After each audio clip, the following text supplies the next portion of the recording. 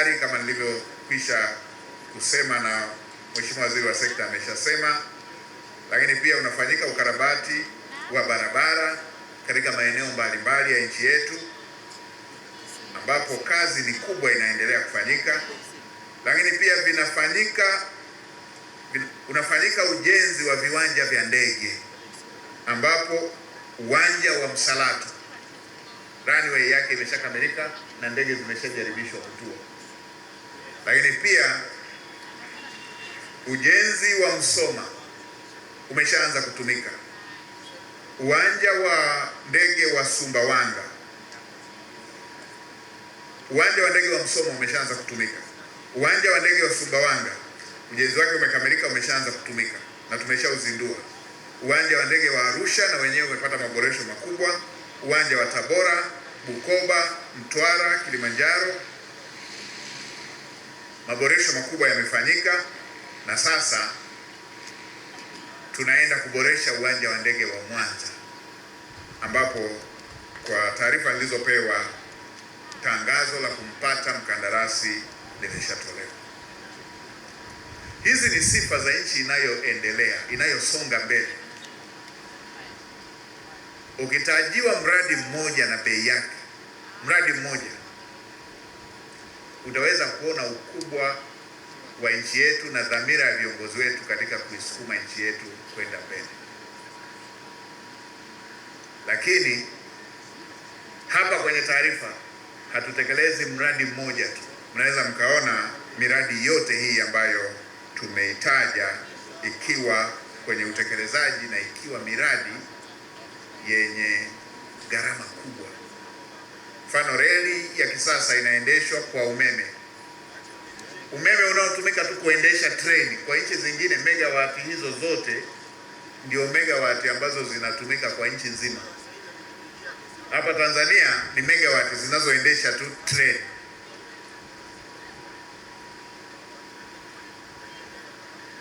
Hiyo inataja ukubwa wa nchi yetu, lakini pia inataja na dhamira ya viongozi wetu, dhamira ya Daktari Samia Suluhu Hassan ya kuisukuma nchi yetu kwenda mbele.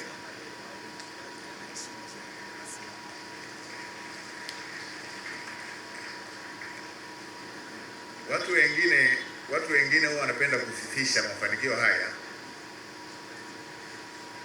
Wengine ambao hawafanyi sana hivyo kwenye nchi zao utamani asisemwe ili wao wasigombane na wananchi wao. Lakini kwa kila Mtanzania anatakiwa aone pride, aone sifa kuwa Mtanzania, aone sifa pia kwamba nchi inaweza kutekeleza miradi ya aina hii. Leo tumeona uwekezaji uliofanyika katika chuo chetu cha taifa cha usafirishaji. Ukiongelea tasnia ya elimu ya juu, kila mkoa unakokwenda kuna jambo kubwa lenye uwekezaji wa bilioni 50 mpaka 70 kwa ajili ya elimu ya juu. Kila mkoa, ninyi si mnatoka mikoa mbalimbali, kila mkoa una rekodi yake ya chuo cha aina hiyo ambacho kwa nchi nyingine ndio ingekuwa chuo kikuu cha nchi husika. Nimeongelea umeme ule unaotumika kusukuma reli. Mheshimiwa Waziri analijua vizuri hili kwamba kwa nchi zingine zina megawati kidogo kuliko umeme unaotumika tu sisi hapa kusukuma reli. Ndani ya miaka 5 umetekelezwa mradi wa ujenzi wa bwawa la kufua umeme la Mwalimu Nyerere ambao umetumia zaidi ya trilioni 6.5 fedha za walipa kodi wa Tanzania, fedha za ndani, ambao unazalisha zaidi ya megawatts 2000 plus 2115, na ukiunganisha na zilizokuwepo nchi sasa ina ziada ya umeme zaidi ya megawatts 2000, kitengeneza umeme, kifua umeme zaidi ya megawatts 4000. Hiyo inataja dhamira ya dhati ya Daktari Samia Suluhu Hassan ya kuhakikisha nchi yetu inasonga mbele. Lakini yamefanyika pia maboresho ya vyuo vinavyotoa mafunzo ya usafirishaji. Tumeambiwa hapa na rais na wasemaji waliotangulia. Lakini niendelee kuwapongeza na kuhakikishia kwamba serikali itaendelea kuunga mkono jitihada za kuendesha mafunzo ya marubani, wahandisi wa ndege, wahudumu wa ndege pamoja na wataalamu wote wanaohitajika katika sekta hii.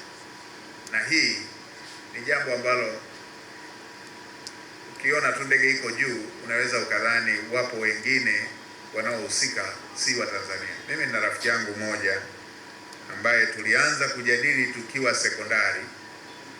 Tunajadiliana, wewe kwa nini umeamua kuchagua masomo haya? Tunaelezana, na wewe kwa nini umeamua kuchagua masomo haya?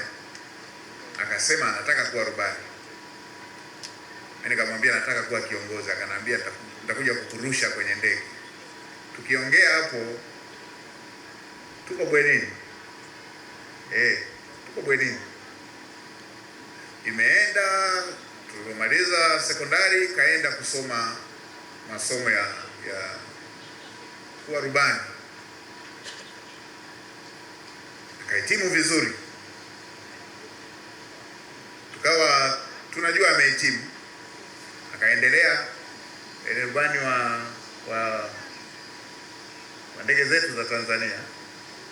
Siku moja nikapata fursa ya kuwa sehemu ya msafara wa Mheshimiwa Rais. Tulikuwa tunaenda China. Ndege tuliyotumia ya shirika la ndege la Tanzania. Tulipotua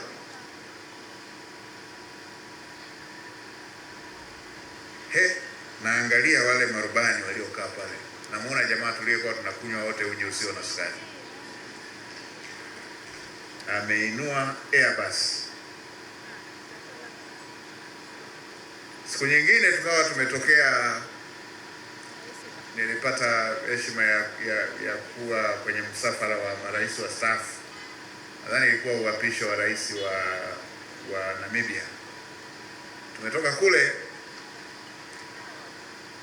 mmoja kanishtua, unajua kwamba jamaa yako ndo wanayelirusha na tunakatiza kwenye mawingu. Tuliposogea hapa nikawa naogopa. Tuliposogea hapa. Ili kuwa mwanafamilia bora wa Global TV, usisahau kusubscribe, like, kushare na kucomment.